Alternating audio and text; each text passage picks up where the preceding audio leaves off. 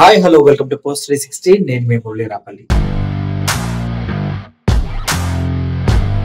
Posani Krishna Murali arrest గురించి మనం మాట్లాడుకోవాల్సిన అవసరం ఎంతైనా ఉంది. ఎందుకంటే ఆయన అరెస్ట్ చేసింది 2015-17 సంవత్సరాల్లో ఆయన మాట్లాడిన వ్యాఖ్యలని ఇప్పుడు ఎవరో టీవీ ఛానల్లో చూసి దానికి కలెక్ట్ చెంది పోసాని కృష్ణమురళి పైన అరెస్ట్ కేసు పెడితే పోలీసులు ఒక్క రోజులో వచ్చి పోసాని కృష్ణమురళి ఇంటికి వెళ్ళి ఈ రోజు ఈవినింగ్ 9కి కేసు పెడితే 9కే ఎఫ్ఐఆర్ చేసి మళ్ళీ నెక్స్ట్ డే 9కల్లా అంటే 48 గంటల కన్నా ముందే పోసాని గారి ఇంటికి వెళ్ళి అరెస్ట్ వారెంట్లు ఇచ్చి, అది కూడా రేపు డేట్ లో అరెస్ట్ వారెంట్ ఇచ్చి ఈ రోజు అరెస్ట్ చేసినటువంటి గొప్ప చరిత్ర కలిగినటువంటి ప్రత్యేకమైన కేసు కాబట్టి దీని గురించి మనం మాట్లాడాల్సిన అవసరం ఎంతైనా ఉంది. ఓకే, ముఖ్యంగా పోసాని కృష్ణమురళి గురించి అరెస్ట్ అయిన తర్వాత వివిధ పేపర్స్ లో వచ్చినటువంటి కథనాలు నేను చదవటం జరిగింది. అందులో ఫ్రైడే అంటే అరెస్ట్ చేసి తీసుకెళ్ళిన నెక్స్ట్ డే ఏమని రాశారు, ఆంధ్రజ్యోతిలో కానీ ఈనాడులో కానీ ఎవరైతే ఎస్పీ పోసాని కృష్ణమురళి గారిని విచారించారో ఆయన అడగటం జరిగిందంట.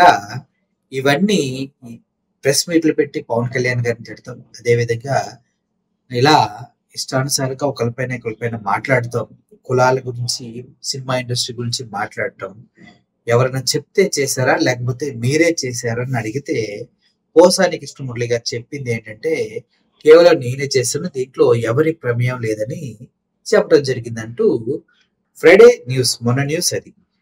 ఈరోజు సాటర్డే న్యూస్ ఏంటి, పోసాని కృష్ణమురళి గారు కన్ఫెస్ చేశారు.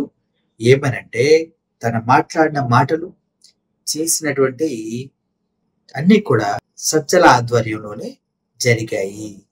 సజ్జల గారు చెప్తేనే మేము చేసాం. సజ్జల అంటే వైఎస్ఆర్సీపీ పార్టీ మెంబర్.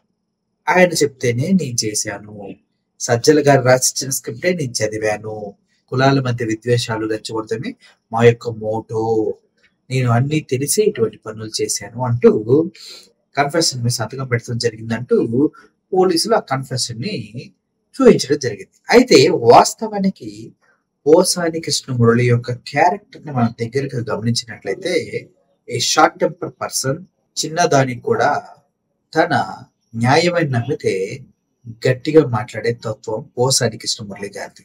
అవునా కాదా చెప్పండి. అటువంటి షార్ట్ టెంపర్, అటువంటి దుడుకు స్వభావం ఉన్న వాళ్ళు ఒకరు చెప్పే వరకు ఆగరన్న విషయం అందరికీ తెలిసింది. అయితే ఇటువంటి కేసులు గతంలో కూడా చూసాం. వర్ర రవీందర్ రెడ్డి అనే ఒక వ్యక్తి సోషల్ మీడియాలో అనుచితమైన పోస్టులు పెట్టాడంటూ తను అరెస్ట్ చేయడం జరిగింది. అరెస్ట్ చేసిన డేటు ఒకటైతే వాళ్ళు అరెస్ట్ చేశామని చూపించిన డేటు 4-5 రోజులు ముందు, అంటే ఇప్పుడు ఈ రోజు అరెస్ట్ చేసి ఇంకో 5 రోజుల తర్వాత అరెస్ట్ చేసేవని చూపించారు. దానికి సంబంధించి కోర్టులు అన్ని ఇన్వాల్వ్ అయినాయి, దాని గురించి మాట్లాడటం జరిగింది. అయితే అలా వర్ర రవీందర్ రెడ్డిని అరెస్ట్ చేసినప్పుడు కూడా జరిగింది ఇదే సేమ్ ప్యాటర్న్. అరెస్ట్ చేసి తీసుకెళ్ళటం, కన్ఫెషన్ ఇచ్చాడంటూ అందరి పేర్లు రాయించుకోవటం.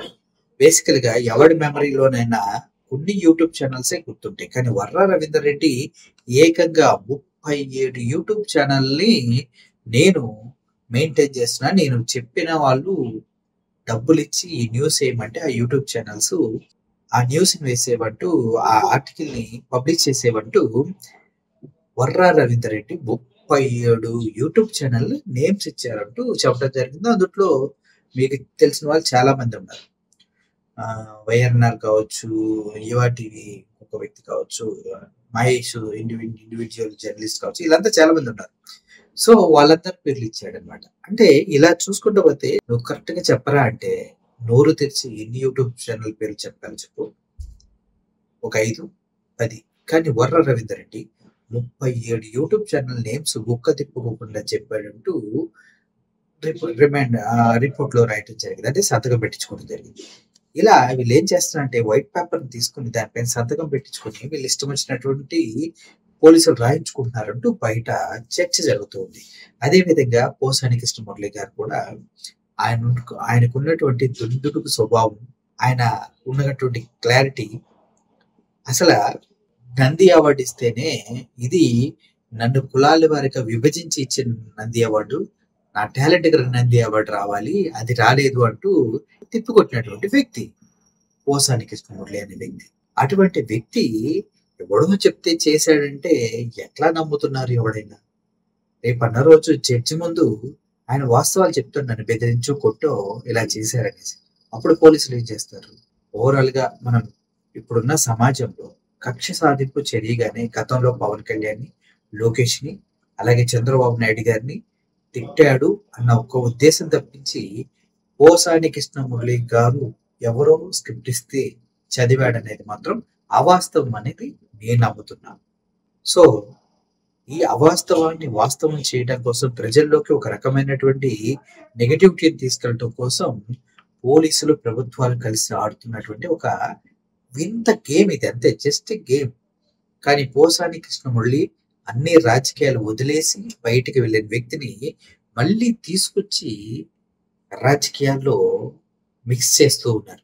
రేపో మాపో జగన్మోహన్ రెడ్డి గారు వెళ్ళి ఆయన కలుస్తారు. మళ్ళీ ఈసారి పోసాని గారు వైఎస్ఆర్‌సీపీ పార్టీ తరఫున గనక మాట్లాడుతూ మొదలు పెడితే ఎలా ఉంటుందో ఒకసారి ఆలోచించుకోండి. ఇంతకు ముందైనా ఎందుకులేని ఆచి చూసి ఒక అడుగు ముందుకేసేవారు. ఈసారి అలా ఉండబోదు. సో, రాబోయే రోజుల్లో రాజకీయాల్లో పోసాని కృష్ణమురళి గారు తన మార్క్ రాజకీయం చేయబోతారేమో చూడాలి. లేదంటే హ్యాపీగా కేసుల నుంచి బయటకొచ్చి కుటుంబంతో ఎంజాయ్ చేస్తాడో కూడా చూడాలి.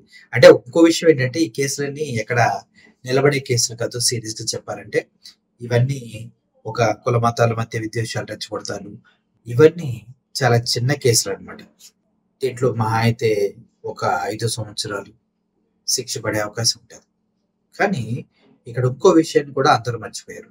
According to supreme court guidelines 7 సంవత్సరాల కన్నా ఎక్కువ శిక్ష పడుతుంది అంటేనే అరెస్ట్ చేసి రిమాండ్‌కి పంపించాలి. అటువంటిది ఎటువంటి కేవలం 5 సంవత్సరాలు మాత్రమే శిక్ష పడే ఈ కేసులో పోసాని కృష్ణమురళి గారిని బుక్ చేసి రిమాండ్‌కి పంపించడంలో ప్రభుత్వాల పాత్ర లేదంటే ఆశ్చర్యమేస్తుంది. మీరేమంటారు? ఇది కక్ష సాధింపు చర్యగానే భావిస్తున్నారా? లేదంటే పోలీస్ వ్యవస్థ తన పని తను చేసుకుపోతుంది అని నమ్ముతున్నారు? Decision is yours. I'm Murli signing off. Thank you for watching this video. Murli signing off. Thank you so much.